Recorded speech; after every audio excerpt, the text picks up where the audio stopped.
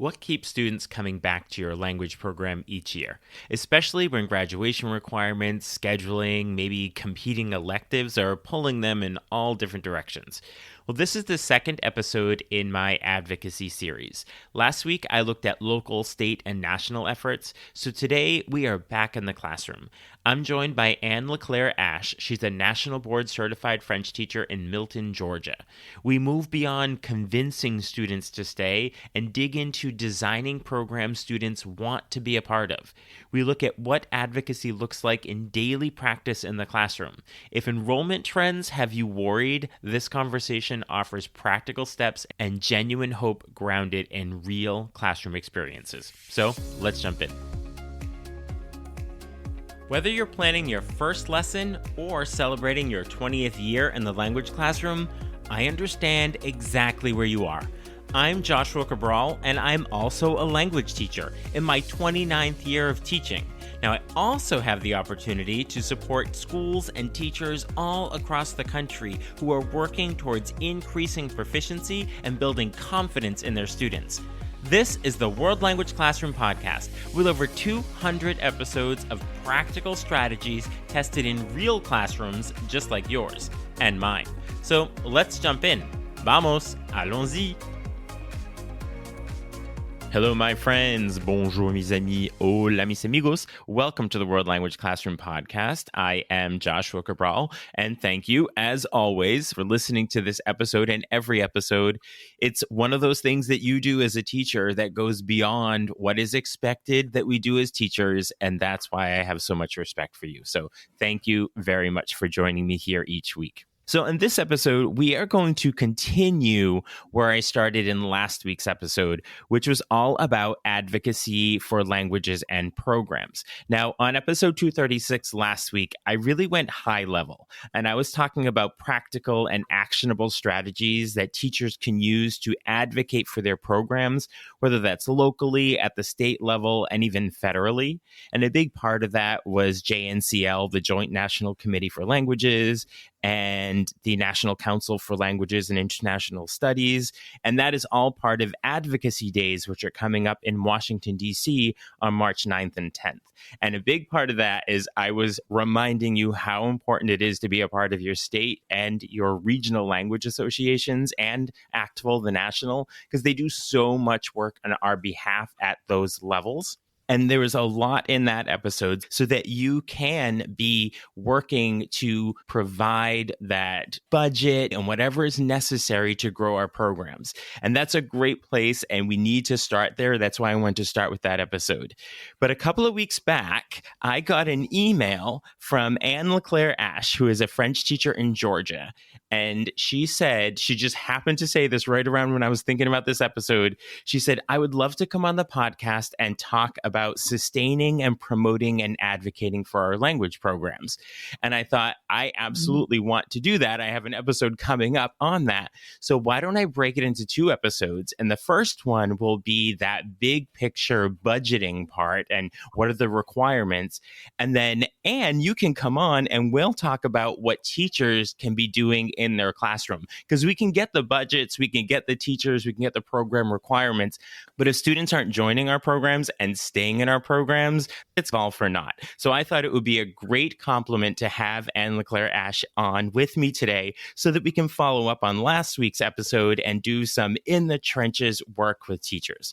So Ann is a French teacher in Milton, Georgia, and she is a National Board Certified teacher, and she has presented at FLAG, which is her Georgia Language State Association, as well as SCOLT, which is the Southern Conference on Language Teaching. So she is excited to talk about language advocacy in the classroom and share some ideas from what we can do. Thank you so much for being with us today on the podcast. Thank you so much. And I have benefited so much from listening to your podcast. This is very exciting for me. It is my absolute pleasure to have you here. I'm really excited about this conversation, and I know teachers are going to get a lot out of it.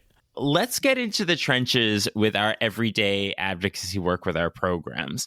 So I'd like to start and ask from your perspective, what are the biggest factors that influence whether students choose to continue with a language in the classroom, say beyond their 2-year requirement, or maybe to even choose a language if it's not a requirement? So what do you see as those factors that are contributing to those that are sticking with it? I know there's been so much research on this topic. I've followed the research, but I've also thought, what do my particular students think? And I give them anonymous questionnaires we discuss in class, and it reflects really the same thing that's out there. And it pretty much comes down to success.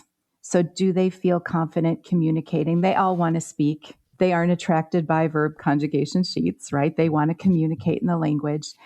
And also a big one is connections with friends. I feel fortunate to teach at a high school that has a very strong feeder middle school. And just in Fulton County schools in general, our programs are very strong. So many of these students, by the time they're in 11th or 12th grade, they've been with the same classmates for 5 or 6 years.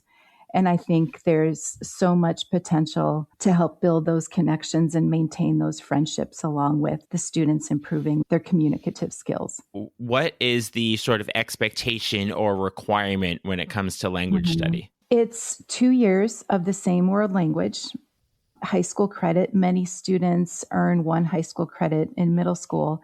But I think a very helpful thing that my school district has done, they've started something called World Languages Pathway. So if the students earn 3 credits of the same world language, they get a graduation cord. And then there's so many other recognitions. That was another thing that my students shared. It's recognitions that they can get for the work they've done. I know there's global literacy, biliteracy seal. Depending on the state, they call it something different. But in Georgia, we have the Georgia Biliteracy Seal. We also have the International Skills Diploma Seal. I sponsor French Honor Society. But for a lot of these recognitions, there's a lot of overlap. And I explained to students, now, if you do this and you do this, look, you can get not just 1 seal and graduation cord, but you can get multiple. For some students, if you say, oh, if you do this and this, you get this graduation cord. For so many students, that thought is so abstract. What graduation? Many of them have never been to a graduation ceremony. So what good is it if you explain you get a cord at the end of all this? I've shown them pictures of graduates from our school. This is the recognition that you could get upon graduation as a symbol for all your hard work. About maybe 2 years ago now, I had Regina Simons on, and she works with ATF, and she talked all about the World Language National Honor Societies and all of the benefits of that. So that's a really good plug for that. I'll make sure the link to that is in the show notes. So let's look at what is happening in our classrooms to get students to stick around.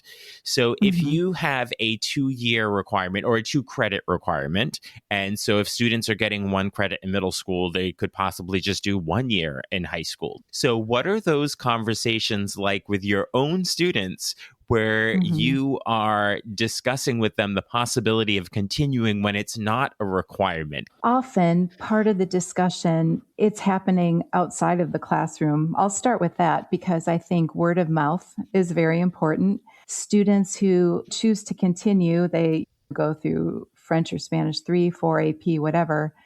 They are incredible advocates for the younger students. And these are often the officers in our honor societies and our clubs. They're in sports and extracurricular activities. We also do a world language honors night in the spring. So we do honors, we do inductions, and everybody's invited to it.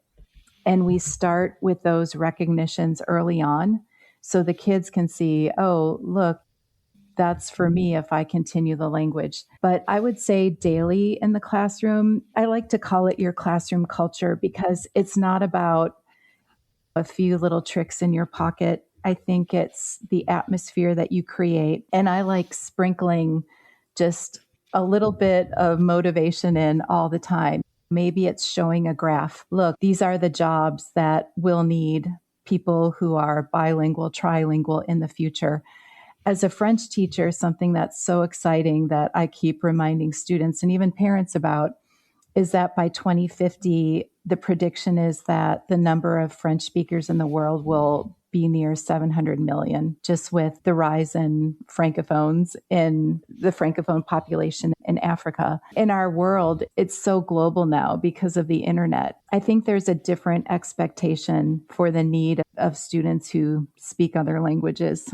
I think a lot of it comes down to student success, positive reinforcement in the classroom. I really appreciate your mention of students being the advocates for the program on the sports team, when they're in the musical, when they're in the orchestra, and talking about the fact that they are continuing. And when you have those younger students that are looking to those older students as their role models, that's excellent there, that you have those students that are advocating for the continued study. I think it's important too to reach out to recent graduates and say, how's your college French going? Tell me about your experiences. And it's really enlightening. We get testimonials back from students. And I think when they're in high school, it's hard for them to see the bigger picture. But when they get placed in a junior level French class or something like that, and they're able to say, wow, my professor was curious about where I learned my French, it just reinforces everything that you do. So let's get specific about our classroom. Students get to the end of that second credit that they're doing, or whatever the requirement is in our schools, and they're thinking, I could take another elective, or I'm going to continue here. Some practices that you've seen or that you do yourself that have made a real difference in helping students to feel so connected to the language and the culture that they have opted to continue. What does your classroom look like that's inspiring them? Daily communication with each other on a daily basis. We do little episodes of comprehensible input with a lot of personalized question and answer. Give them the input before expecting them to speak. Sometimes I feel like that step is overlooked. The students like to speak, let's put them in groups, but they're not quite ready they don't feel confident. But it's building the confidence through instruction. And at the beginning of the year and through the year, they give me input on which students in the class they prefer to work with. So typically, and even starting in level 2, my desks are in little pods of 4. And so I do my little bit of instruction, my input, and then in their small groups, they speak with each other. And I think that allows them to decompress, to have fun. We throw in humor. They come into the classroom. We typically have music playing. I take advantage of Money Musical, which is happening right now. I know there's a Spanish version, but it's a very safe playlist. Sometimes we have to be a little careful about what we play, but it's a mix of classroom interactions, a lot of input that allows them to feel confident in communicating with each other, and a lot of culture. And I do want to throw into that early on, I start communicating with parents, and these don't have to be really long emails. They can be short, and I would say maybe 3 times a semester, depending on what's going on. But I send an email initially introducing myself. I do my best to relay my passion for the language. Your child is going to have a good experience. I take advantage of the cultural opportunities that are available to us in world language. We are the fun department. There is so much that we can do to bring the language alive, the language and the culture. I think that when we remember that if our goal is for students to communicate, they're listening to the language, they're engaging with the language, you can really use any topic, any content that is interesting. So we have to remember that even if we have a curriculum, and many of us have to follow a curriculum, we do have a lot of flexibility to meet students where they are. So for teachers who are worried about declining enrollment or the future of their program, what might be a mindset shift, or I don't know, maybe look at it as like an actionable step that can help build momentum in their classroom, like starting tomorrow when they walk in? What could they be doing to say, okay, I'm worried. This is the time of year when students are going to be choosing their courses for next year. I'm concerned about declining numbers. I think this goes back to students feeling successful and connections. I've known teachers who have been to a workshop or a conference and they come back and they immediately start using the new strategies, and they're quite surprised at how effective they can be in the middle of the year. Of course, in a perfect world, we would go to a summer conference, we would have a complete mindset change, and we would start on day one at the beginning of the year with new strategies. Even if you can just move the needle a little bit, maybe once a week in small steps. And I think it's important too to just ask students, what did you think about the activity we did today? We're all human. And when they can just understand that you're trying and you're making an effort and you want to teach in a way that helps them feel successful, I think that goes a long way. And that helps build trust between the teacher and the student. My students know that I love a good conference.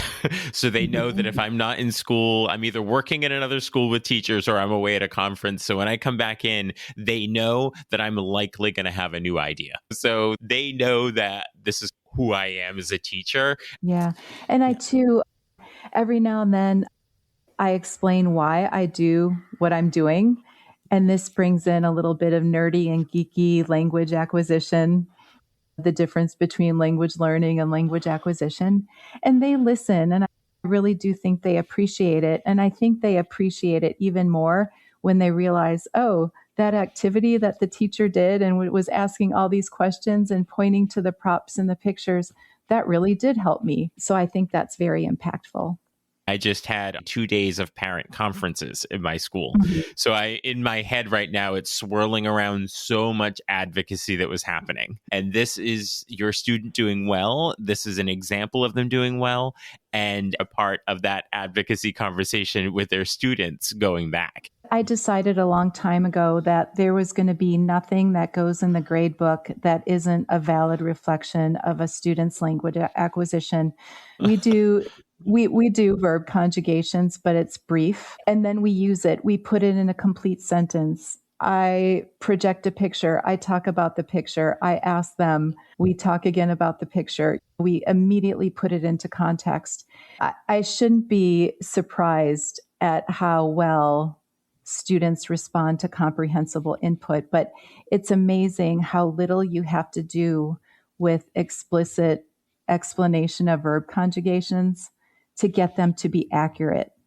And when you can give assessments that are more valid in nature, holistic, not penalizing for every little error, looking more at communication, they do so well. I would say in my classes from French 1 on, grades are 85 and above. If it's below an 85, it's very likely the student has been absent a lot, that there's a lot of other issues going on. So from listening to a lot of what you're sharing, going beyond asking ourselves the question of how do we convince students to stay in our program?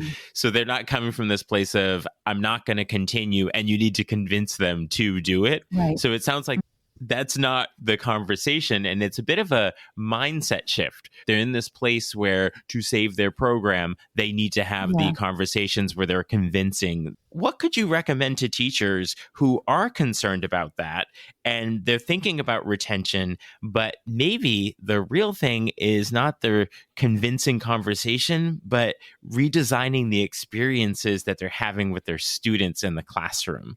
So to get to that point where they don't have to have that convincing conversation. If it's the end of the year and there's like, no doubt, going to see you next year, we're going to continue there. It goes back to your classroom culture. Are they feeling success every day? Are they feeling the wins? What goes in the grade book, is that what they know how to do and not what they don't know how to do? Another thing I do from time to time is I remind them, look at this passage you just read. This text was 500 words. Look at all these time frames that you understand and these idiomatic expressions.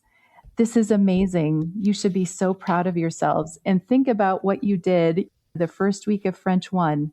Look at how far you've come. And I feel that when students are level 2, level 3, they're really on the verge of something incredible. And just through some of these explanations, helping them understand, look at what you understand now. And in 2 years, this is what you'll be able to understand. You'll be able to understand this reading, this book. You'll be able to express these thoughts in communication. I think that's very powerful. And I think when students are able to see the connection with the other classes as well and their other skills, so we're not a silo where we're just the language classrooms, but we are doing literacy. There's so many of those skills, and students will tell me all the time, like on an SAT, they knew a word or an analogy because it looked like the word that had the Latin origin of their Romance language. I think when we point out that you're doing well in your English writing because you learned what a verb is in your French class, which they don't always learn in those other classes. And I think when they see that this isn't the silo, yes, it's the fun classroom usually, but there's also a lot of the skill building that they can carry over. Do you hear that with your students? Oh, yeah, definitely. And that's part of the little sprinkling I was talking about earlier, just not waiting till the week before registration to just throw all this at them. Every now and then, give them a reason for continuing. And for me, I explain 1066, the Norman conquest of England, and how so much of the Norman French language came into England and all the historical changes that forever changed the British Isles. And then nowadays, when a student comes into French class on the first day, experts say they already know thousands of words. Things like that. Whatever language it is you teach, I think you can draw some kind of causality between improving in a second language and how that impacts your English. Do you have any recommendations for teachers that are listening about where you're continuing to learn about advocacy on your own that you could recommend that they perhaps look into so they can continue on this learning journey along with you? Actful has a tab on their website. There are several videos where people are talking about what learning language has meant to them professionally, personally, etc. Definitely your state association. I am, as a French teacher, in American Association for Teachers of French. There are definitely suggestions for advocacy there. I think in most of the regional and state organization websites, there is a tab at the top for advocacy to some degree. So that's definitely a starting point for that. And if there are listeners that would like to reach out with you to connect, to maybe learn more about what you're doing with your Language Honor Society, retention efforts in your school, how can teachers reach out with you to connect? Instagram, Madame LeClair-Ash. I have a LinkedIn. I also have a website. And then by email, I can be reached at ashann@fultonschools.org. Excellent. I will make sure all of that is in the show notes so that teachers can go right there and be connecting with you. I think that you will be hearing from listeners because this is a bit of an issue in some districts in terms of declining numbers. And what I'm hearing so much from you is that though there's a lot of the higher level, the advocacy days and getting representatives to give the money and at the local and the school boards, but it's so grassroots that if we have successful students that want the programs and families that buy in and see the need for it, and that comes from what we do in our classrooms, nothing is going to speak to the budget and the need more successful students in literacy and all of these other areas. So I love everything that you were sharing with us all around that.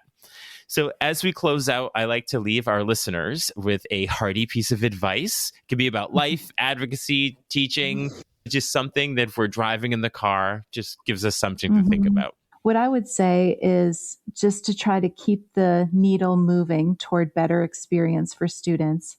And we just never know as a world language teacher what kind of spark will ignite, what's going to motivate them to keep learning the language. Thank you so much for reaching out to me and being willing to have this conversation to generously share with teachers who really may be needing to hear this conversation right now. And they're feeling that there's hope, not just hope, but there are ways to manageably make it happen. Thank you so much. Thank you for having me.